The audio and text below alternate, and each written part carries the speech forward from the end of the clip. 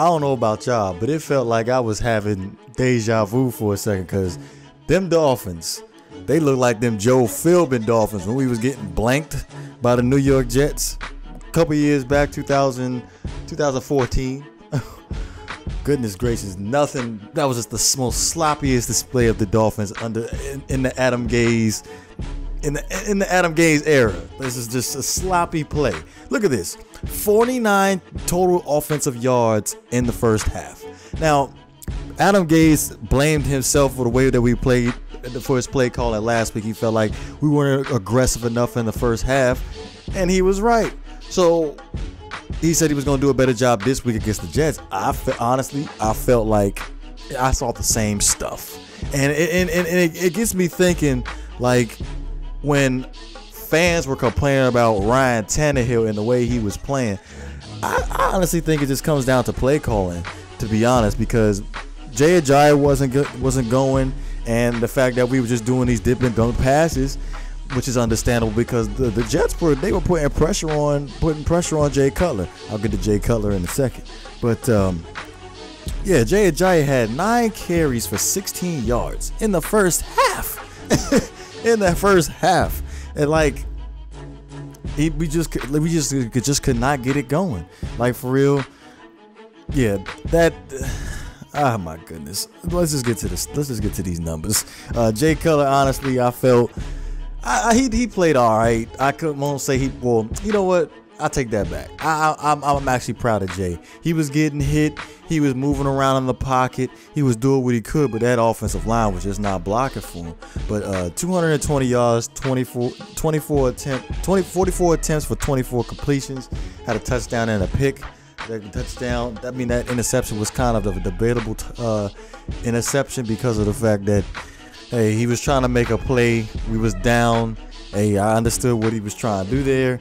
So I can't really fault Jay Cutler for that. Like I said, Jay Ajayi, he couldn't get going in the game. He only had 16 yards rushing. That was awful, like really awful. Like, we could not find any rushing lanes whatsoever, and the Jets are playing a lot better than what we have seen in week 1 and especially week 2, because they gave up 40 yards plus the 3 different backs.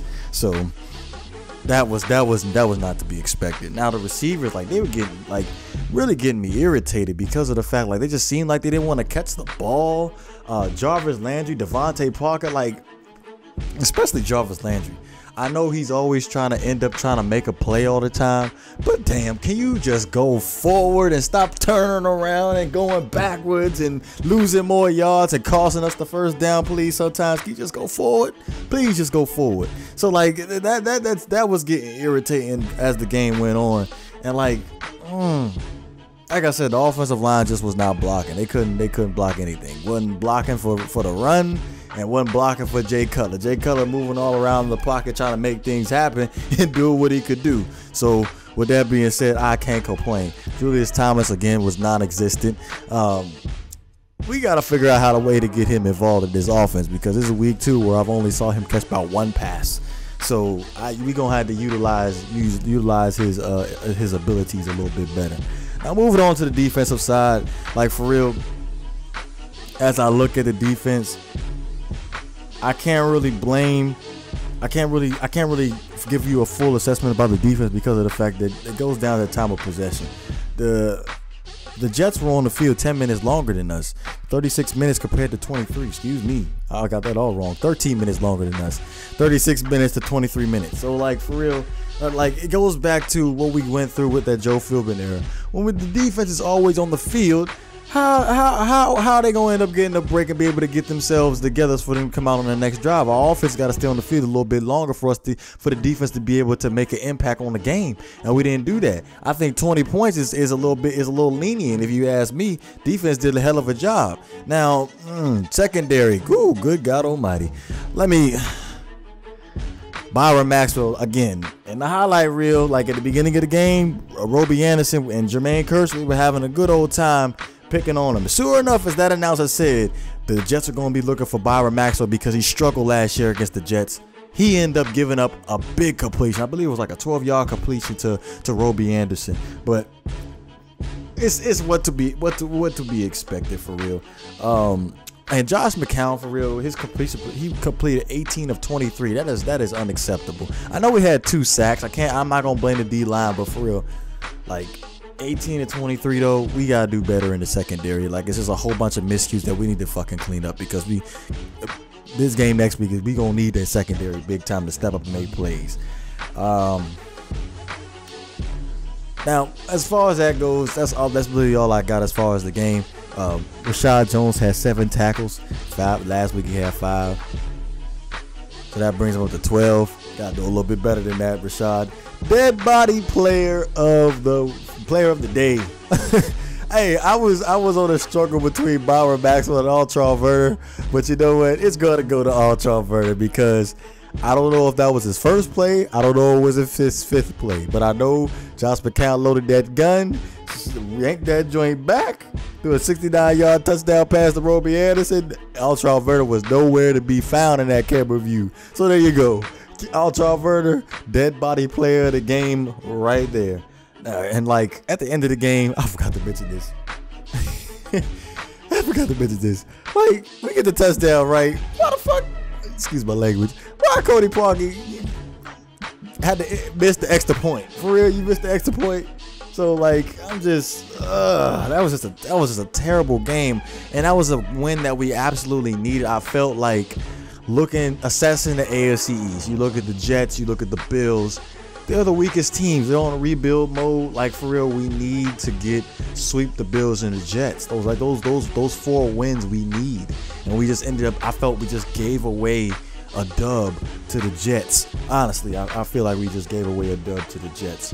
But I appreciate Gabe giving me this little piece of information before I even ended up recording this video about Lawrence Timmons going to AWOL. He basically, what I have read, what Gabe has showed me, I'm gonna have to look into it a little bit more.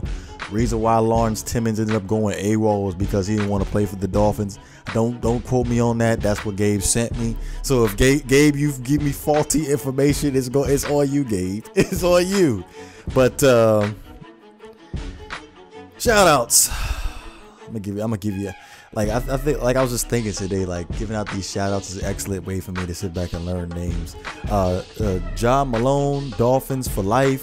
The Jets 305, like Nicholas Paz and Micah Evans, Beach Potato, Eddie Williams, Peterson, Furland, Adam Smith, Dolphins 94, Magic, AB the Kid, B4E2EO, L, my boy Gabe again, Staff Dog, Jacob Lopez, Mr. Mayor 3000, Dark Knight, Anthony Aguilar, Kyle Mitchell, Foxing Around, Paul W, Alfonso Palomino, Sean Jacobson, Moses Simmons, Aquaville, Justin Warner, The Republic Finn, Alan Gurley, NXT Sports, Quiet Horizon, SoFlo Sports, Patty M, and Miami Dolphins highlights. Everybody, as Miami Dolphins fans, let's all keep our head up. Hey, it's unfortunate that we had to take a loss to the Jets, but hey, we live to find another day. Next week we got the New Orleans Saints in London.